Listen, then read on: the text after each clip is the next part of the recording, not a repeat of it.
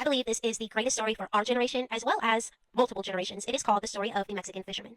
An American investment banker was at the pier of a small coastal Mexican village when a small boat with just one fisherman docked. Inside the small boat were several large yellowfin tuna. The American complimented the Mexican on the quality of his fish and asked how long it took to catch them. The Mexican replied, "Only a little while." The American then asked why didn't he stay out longer and catch more, and the American replied that he had enough to fit his family's immediate needs. The American then asked, "But what do you do with the rest of your time?"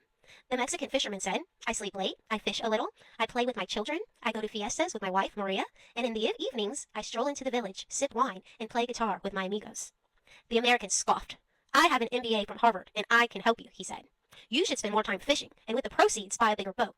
With the proceeds from the bigger boat, you could buy several boats, and eventually you would have a fleet of fishing boats. Instead of selling your catch to the middleman, you could sell directly to the processor, eventually opening up your own cannery.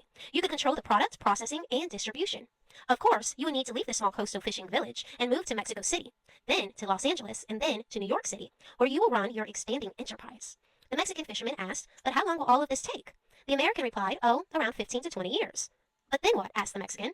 The American laughed and said, "That's the best part. When the time is right, you would announce an IPO and sell your company stock to the public and become very rich. You would make millions." "Millions? And then what?" asked the Mexican. The American said, "Well, then you could retire. Move to a small coastal fishing village where you could sleep late, fish a little, play with your kids, take siestas with your wife, and stroll to the village in the evenings where you could sip wine and play guitar with your amigos." I love that. If you loved it as much as I did, let me know. That's it for now. See y'all later. Bye.